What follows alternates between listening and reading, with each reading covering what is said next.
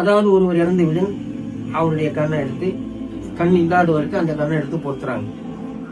அப்போ அவருடைய கண்ணை எடுத்து இவருக்கு பொறுத்தின உடனே அப்போ கண்ணையும் பார்வை தான் வந்தாங்க. அவர் கண்ணையும் பார்வை இதை சொல்லும்போது நான் என்ன சொல்றதுன்னா, சரி இவருக்கு கண்ணு பார்வை இருக்கு, அவருக்கு கண் பார்வை கொடுத்தாரு, அவருக்கு யார் கொடுத்தா அதை சொல்லுப்பா. இப்ப அவரே இதே மாதிரி கண் பார்வை இல்லாத குருடரா வந்திருக்கலாம், அவரே இவர் மாதிரி செவிடரா வந்திருக்கலாம், அவரே இவர் மாதிரி உண்மையா வந்திருக்கலாம். சில செவிடர்களை ஏன் படைத்தாரெல்லாம் உங்களை கேட்க செய்வது நான் தான் என்று காட்ட, சில குருடர்களை ஏன் படைத்தாரெல்லாம் உங்களை பார்க்க செய்வது நான் தான் என்று காட்ட. புரிச்சுங்க? சில ஊமைகளை ஏன் படைத்தாரெல்லாம் உங்களை எல்லாம் பேச செய்வது நான் தான் என்று காட்ட. எனவே இதெல்லாம் உங்களுக்கே சொந்தமானது என்று நினைக்காதீர்கள். உங்களையும் படைத்தது நான் தான், உங்களுக்கு உண்டான அத்தனை அருட்கொடைகளையும் உங்கள் மீது சொருகி உங்களை வைத்திருப்பவன், ஜீவனோடு வைத்திருப்பவன் நான் தான். எல்லா தேவையும் நான் தான் பூர்த்தி செய்கின்றேன். நீ இருக்கும் தேவையை நான் தான் பூர்த்தி செய்கின்றேன் என்றால் அப்போ எந்த தேவையை உன் தேவை இன்னொன்னு பூர்த்தி செய்யலாம்.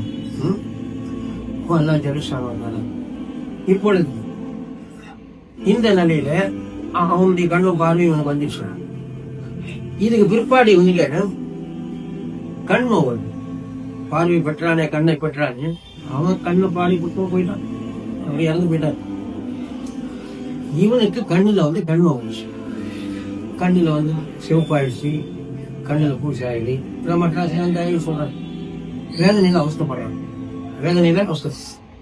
இப்போ கண்ணையும் பார்வையும் வச்சுதான் இவன் வேதனை பண்றான். ஆனா அந்த கண்ணும் பார்வை யாரும் இல்லையா இன்னொருத்தனுடைய.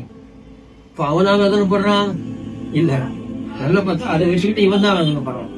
இப்படித்தான் நம்மிடத்தில் இருக்கக்கூடிய அனைத்துமே அல்லாஹ்வுடைய அற்படைகள் தான். அற்படைகள் மட்டுமல்ல, அவன் புறத்திலிருந்தே வருந்தான். அவன் பார்வைக்கு தான் நமக்கு தரான், அவன் கேள்விதான் நமக்கு தரான். இருந்தாலும் கூட எப்படி அந்த கண்ணை பார்வை வச்சுக்கிட்டு அவஸ்தை தானே படுறான்.